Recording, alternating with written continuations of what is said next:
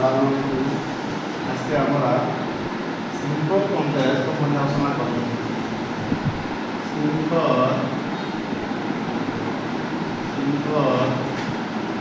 Complex এবং compound.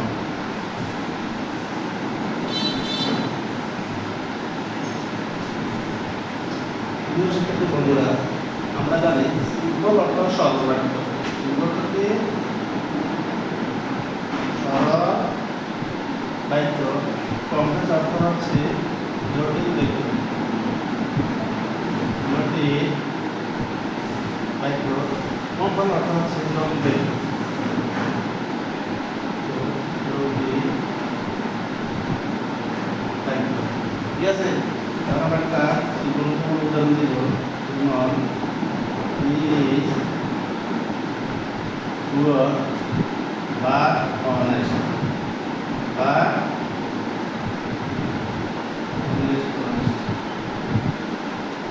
is poor, সে গরিব। এখানে যে বা অনেস্ট কিন্তু শর্ত, এখানে বা থাকার কারণে এটা হচ্ছে কম্পাউন্ড সেন্টেন্স। Sentence compound. আমরা জানি কম্পাউন্ড সেন্টেন্সে এক বা একাধিক ক্লজ থাকতে পারে। প্রথম অংশের নাম হচ্ছে প্রিন্সিপাল ক্লজ। প্রিন্সিপাল ক্লজ অর্থাৎ হচ্ছে স্বাধীন বাক্য। পরের অংশের নাম হচ্ছে সাবঅর্ডিনেট ক্লজ। সাবঅর্ডিনেট ক্লজ অর্থ হচ্ছে অধীন বাক্য। আমরা জানি স্বাধীন বাক্য অধীন বাক্য ছাড়া চলতে পারে না। যেহেতু বাট আছে সেহেতু তার নাম হচ্ছে কম্পাউন্ড সেন্টেন্স। এখন আমাদের বলছে যে কমপ্লেক্স কি করা, কমপ্লেক্স কমপ্লেক্স প্রথমে আমরা বসাবো বলদ। বলদ অথবা দো, বলদ বলদ অথবা অথবা দো, ইএস ও ইউ ইএস।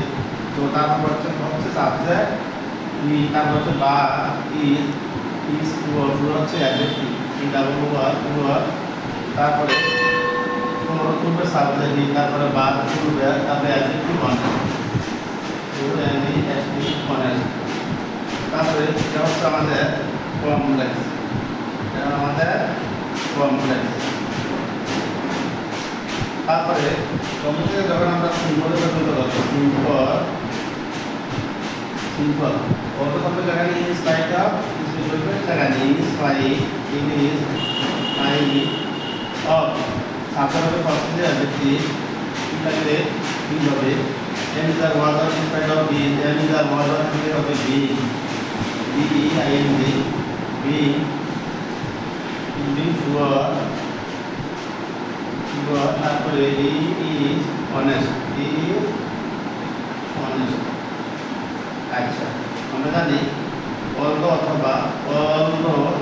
অথবা দো থাকলে তার নাম কমপ্লেক্স। কমপ্লেক্সের কথা থাকবে দুটি, যেমন সাবজেক্ট দি একটা দি। এখানে সাবজেক্ট দুটো থাকবে, দুটো থাকবে, বাস ইজ এখানে একটা আছে, এখানে একটা ইজ আছে। অর্থাৎ কমপ্লেক্সের কথা হচ্ছে দুইটা, এটা হচ্ছে দুইটা। আমরা জানি sentence is only two subject to finish verb is called a complex sentence. Complex জটিল বাক্য, কমপ্লেক্স করি জটিল বাক্য। যেটার মধ্যে অল্প অথবা দো থাকবে, ওদেরকে সিম্পল হবে ইন স্পাইট অফ অথবা ডিসপাইট। ওই ইন স্পাইট অফ থাকবে যেখানে সাবজেক্ট পসেসিভ অ্যাডজেক্টিভ হবে, সেখানে ইন স্পাইট অফ থাকার কারণে সাবজেক্টে পসেসিভ অ্যাডজেক্টিভ ইজ। এখানে বিং কোথা থেকে আনলাম, ধরুন আমরা যে এম ইজ আর ওয়াজ আছে, এটা হচ্ছে বিং ব্যবহার থাকলে এটা হতো হ্যাভিং। শিক্ষার্থী বন্ধুরা, তোমাদের সুবিধা থেকে আবারও বলছি, এখানে যখন আমরা বা যেটাকে আমরা বার্তা দিয়ে তার নাম হচ্ছে কম্পাউন্ড সেন্টেন্স। ওই বাক্যকে কমপ্লেক্স করার ক্ষেত্রে সর্বপ্রথমে অর্ধ বসাবো অথবা গো বসাবো। অর্ধ যদিও, অর্ধ যদিও, দো অর্থ যদিও। তারপরে বসাবো আমাদের সাবজেক্ট ই, তারপরে ই হচ্ছে বা, তারপর হচ্ছে ফুয়ার, দো হচ্ছে অ্যাডজেক্টিভ। তারপর বাড়তি যখন বলে দেবো তখন কী করতে হবে, এখানে একটা কমা দেওয়া করতে হবে, কমা। তারপর ফুলবের সাবজেক্ট ই, তারপর ফুলবের ভার্ব ইজ, তারপর পরে অ্যাডজেক্টিভ। অনেকে বুঝতে পেরেছ? এখন যে বাক্যের মধ্যে অল্প অথবা দো থাকবে, ওই বাক্যের সিম্পল হবে ইন স্পাইট অফ। অথবা ডিসপাইট DSPITE ডিসপাইট আবার বলি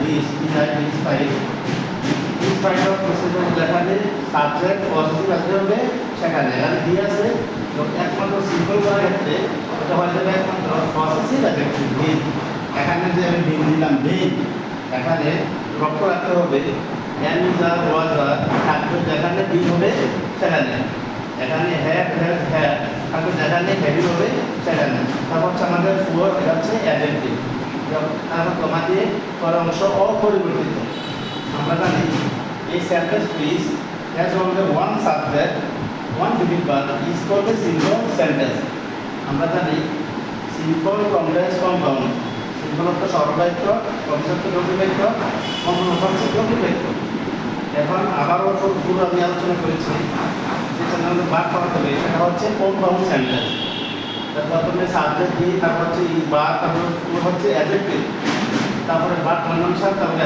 অনেক হচ্ছে এটা অ্যাডজেক্টিভ প্রথম অংশের নাম প্রিন্সিপাল ক্লজ শেষ অংশের নাম হচ্ছে সাবঅর্ডিনেট ক্লজ প্রিন্সিপাল পদ অর্থ হচ্ছে স্বাধীন বাক্য সাবঅর্ডিনেট পদ অর্থ হচ্ছে অধীন বাক্য প্রিন্সিপাল ক্লজ অর্থাৎ স্বাধীন বাক্য চলতে পারে না সেই সাবঅর্ডিনেট ক্লজের ব্যতিরিক্ত অর্থাৎ তার অর্থ ছাড়া যেমন ইজ পুয়ার সে গরিব বা অনেক কিন্তু সব কমপ্লেক্সে বলে অল্প যদিও সে গরিব কিন্তু সব এখানে কমারা হচ্ছে কিন্তু আর সিম্পল বলছে যে ইন স্পাইট অফ অর্থাৎ গরিব থাকা সত্ত্বেও spite of his being for গরিব থাকা সত্ত্বেও সে ইজ অনেস্ট সে সৎ শিক্ষার্থী বন্ধুরা আজকের ক্লাসটা কেমন লাগলো যদি ভালো লাগে তোমরা লাইক কমেন্ট শেয়ার করে আমার পাশে থাকবা আমার ক্লাসে থাকার জন্য অনুরোধ রইল। আসসালামু আলাইকুম।